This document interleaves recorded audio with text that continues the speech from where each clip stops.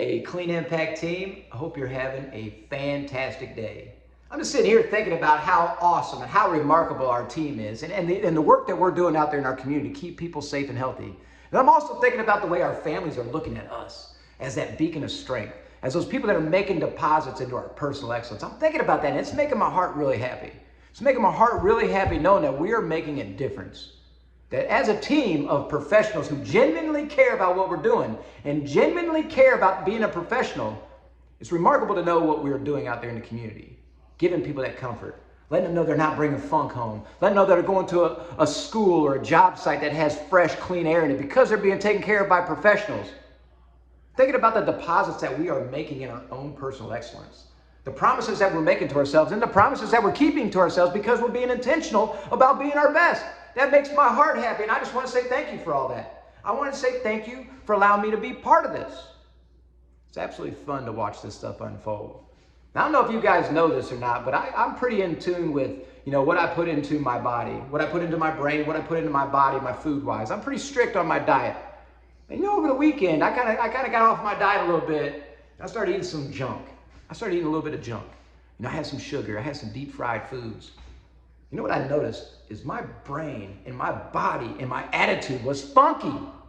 It was funky. As a matter of fact, I think it made me sick. So I know that I'm a little more in tune with my body than some people might be, and I understand what these things are doing, but it made me think a little bit about, how our food affects our attitude. And our food affects our mood. So it made me laugh when I thought about that on the way in today, about how much of an impact what we're doing, what we're consuming, actually does for the rest of our lives, like how it impacts the way we're doing it.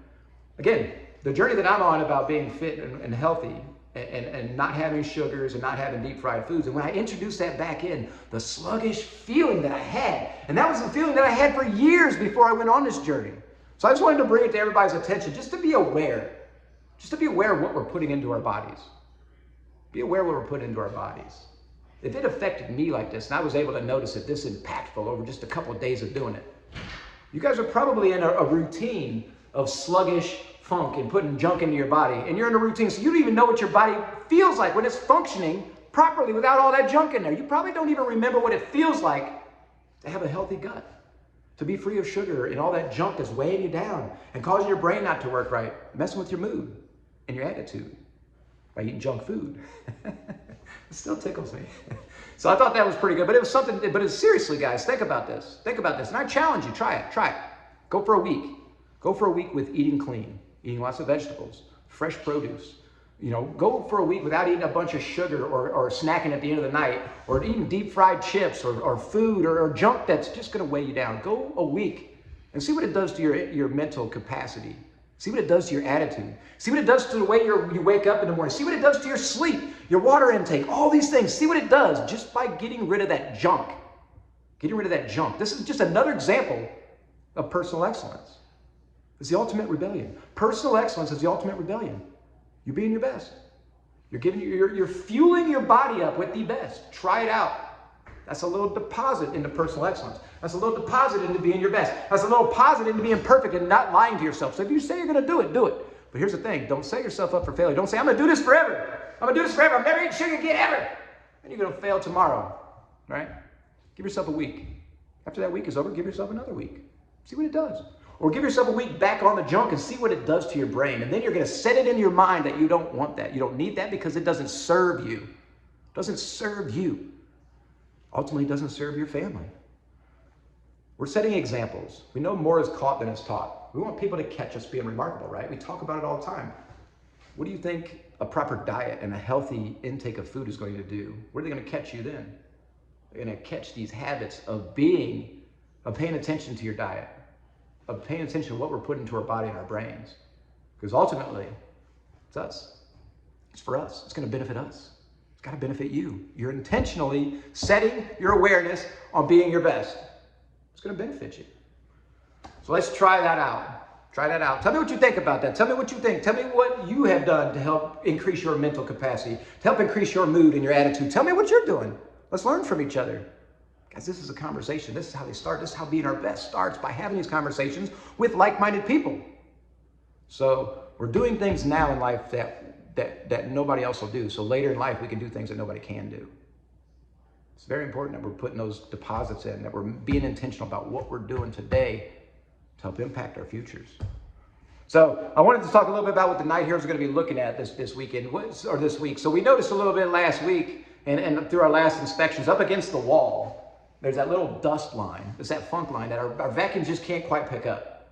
So it's starting to get noticeable, especially on some of that dark carpet. So right up against the wall, we need to start edging. So the Night Heroes are going to be looking for an edging.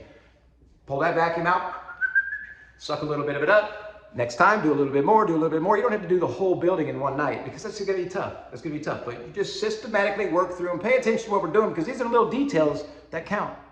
That may have been a couple of months since you last did it. It may have been a couple of years since you last did it. Now it's really starting to show up. But now we got to catch it before the customers do.